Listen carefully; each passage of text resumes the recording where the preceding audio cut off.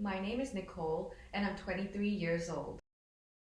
Currently living in Australia and I'm a student. So I'm currently in a very confusing position right now. I was a student and right now I'm practically wasting my life and doing nothing because I'm battling a legal case for my student visa.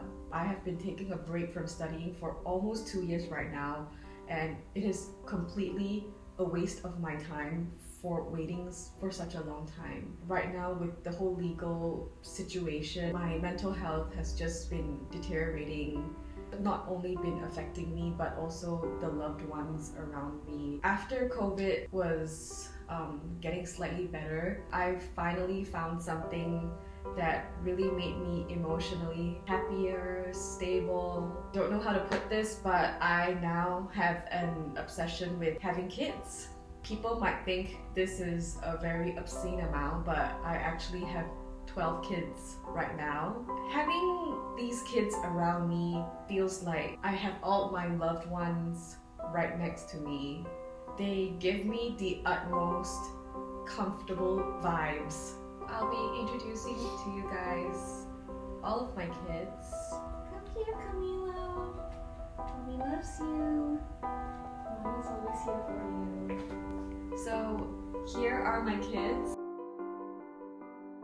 It has definitely been 2 years of sadness, depression, and whatever that makes me happy keeps me going on in life. And I believe anyone who is battling depression right now would have their own outlet to make themselves feel happier, healthier, and at peace with themselves. This family will be getting bigger and bigger as the days go by. Hope these little babies put a smile on your face. Bye! Thank you.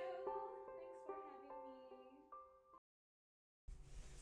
having me. It's the second last vlog. Let's just get on with it. The most successful aspect of my work was probably the shoot itself. I had like a week left to shoot because I was swamped with a lot of assignments and had like 2 different presentations both on the same week, on the same day. I actually managed to film my interview in less than a day. B-rolls, my actual interviews, and I was kind of impressed because I managed to get the interview done in 20 minutes. Like the whole thing just took 20 minutes, and it only took us 1 take. And the B-rolls that I took, they were all handheld and they were not shaky at all, so I'm so proud of myself for that. Another thing that impressed me would have been the fact that I edited my videos in 2 nights. I say nights because I never do my assignments during the day. I just function better late at night. It's not like I was trying to rush anything, but I actually took my time editing, and I feel like when you really put effort and your focus with your whole editing process, you kind of just get into the zone and you just smash out your whole editing process. I've never been the best at color grading, and I thought I did pretty good for something that I didn't really enjoy doing. When I look back at the video, I believe that I did a pretty good job,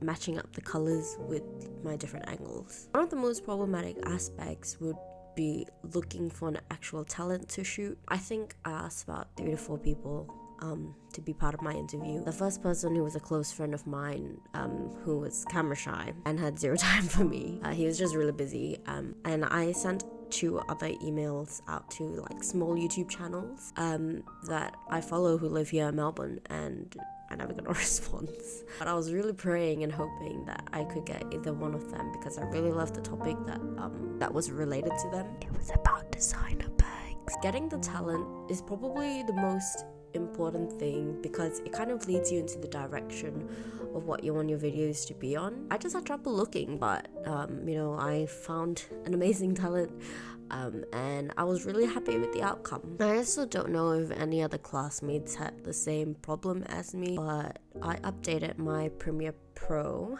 and all my panels disappeared.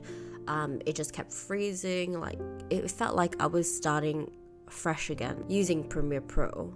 And I really hated it. If you're watching this and you haven't updated your Premiere Pro, please don't, or you'll have 5 mental breakdowns like I did. A key discovery that I made during the interview relates back to Michael Rajaba's reading. The whole thing about preparing the interview is such a big aspect. I'm gonna be brutally honest. I didn't have a story in mind on the day that I went for the shoot.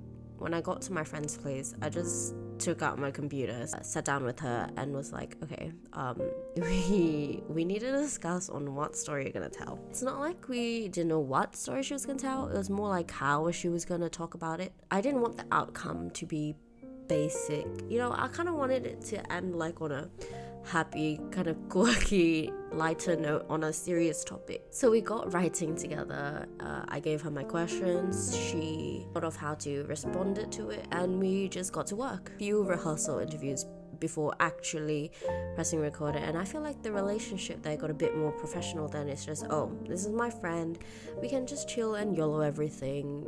We actually took bits from each other's opinions during the rehearsal, and I think that made my interviewee a lot more comfortable now that she knew what was expected of the outcome to be like. When rehearsing, you could tell that she was nervous and unsure what to say, but during the actual take, she spoke pretty smoothly and she didn't really stutter. I told her to just pour her whole heart out and, talk about whatever she wanted to, and I could just edit anything I needed to edit out. Core lesson that I learned as a media practitioner is that if something doesn't go your way, just get up on your feet and move on to the next thing. The world isn't gonna end if one thing doesn't turn out the way you want it to. I gave up so many times because I was tired. I didn't want to look for talent anymore, and I was so set on my first talent. Like, I was so sure that I was gonna get him. I even planned out like what I wanted the story to be before even asking him, and when I got turned down, I kind of just didn't get it anymore. But looking at what I've got now, I'm so happy with it, and like, you just gotta stop thinking negatively about everything. There's always other options than just that one. Prepare yourself for anything that doesn't go your way and just try to manage your expectations a little bit.